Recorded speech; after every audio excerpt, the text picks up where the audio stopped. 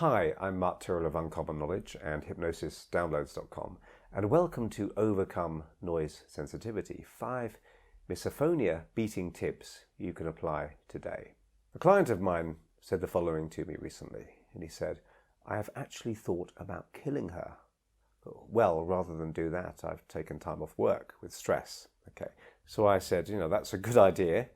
And I asked Malcolm what terrible sin his colleague was guilty of to so enrage him over so many months. And he said, I know she doesn't mean to, but it's the way she clears her throat. And I'm just waiting, listening out for it, and it drives me nuts. I mean, literally nuts. It's made me depressed, he said. Noise sensitivity, technically known as misophonia, isn't just a mild irritation or dislike of certain noises. For the sufferer, the noises become overriding obsessions and can lead to depression, anxiety, and severe anger. When he came to see me, he had a new additional noise focus. And he said, I can hear the neighbour's water feature. It seems to come on occasionally, and when it does, it drives me crazy, in the back garden. And I always seem to be with, they're waiting out for it, but other people say they can barely notice it. And that's something that's very common. Noise sensitivity can make life unbearable, and it might be the sound of someone eating or any random noise at all.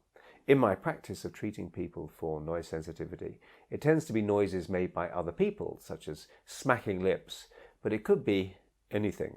If you find yourself becoming irate or irrational and enraged to a particular sound, then try these tips to help you overcome noise sensitivity.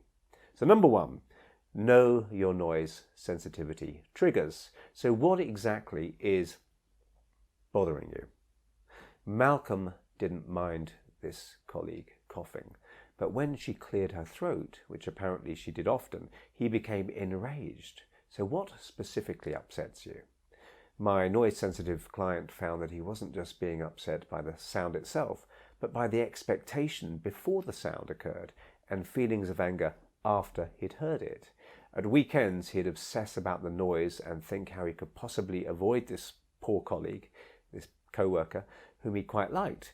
But the noise itself may not be the only trigger. Malcolm had many stresses in his life, and not surprisingly, the misophonia became much worse when his general stress levels were higher than normal. It's as if the noise just became a focal point for all of life's stresses and frustrations.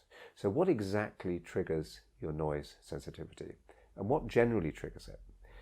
Number 2, think about when you're less noise sensitive.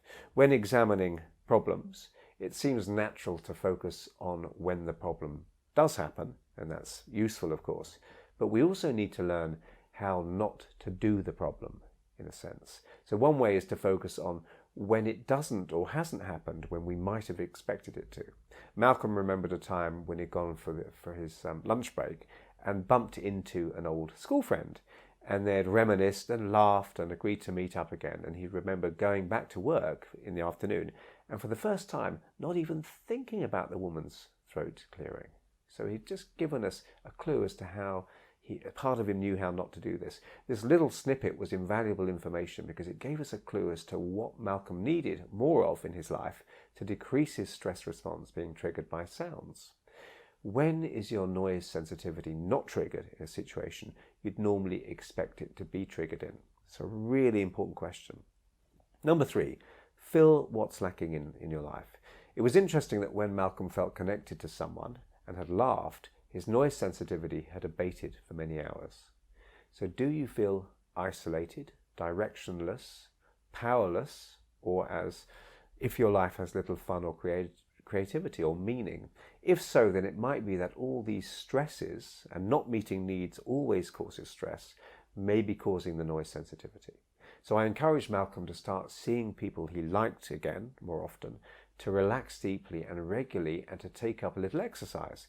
And he found that starting to meet his basic life needs, in addition to other work we did, resulted in the happy byproduct of a massive reduction in his focus on noise.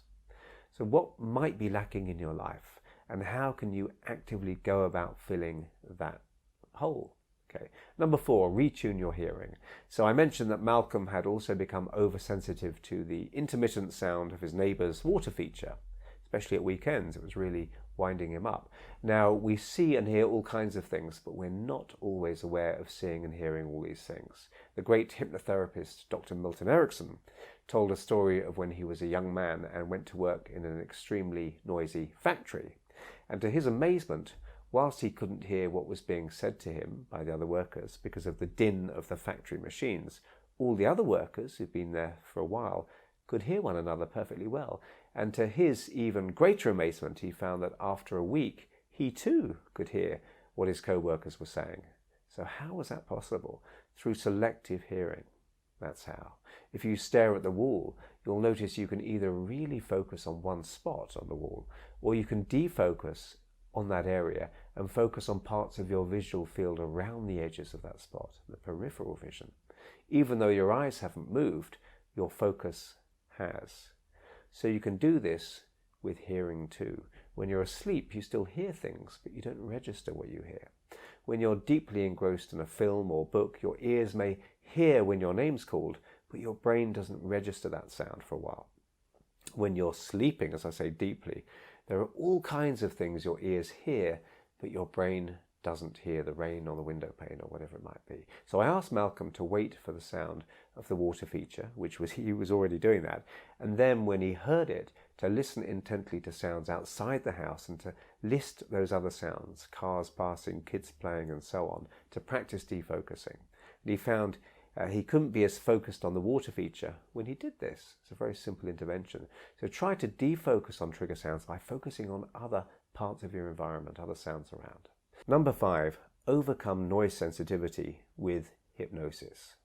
I used hypnosis with Malcolm not only to encourage a tuning out from the sounds that had upset him, but also to help him change the way he felt about those sounds. So go and see someone who's skilled in the use of clinical hypnosis, or try out my hypnosis download for noise sensitivity to help you relax around what troubles you. Malcolm learned to ignore that water feature and went back to work a changed man, relaxed, fine about that throat clearing, and determined to make a fuller life for himself. So I hope you found that useful, and if you did, please hit like and subscribe, and if you want to hear when my next video is published, hit the notification bell below.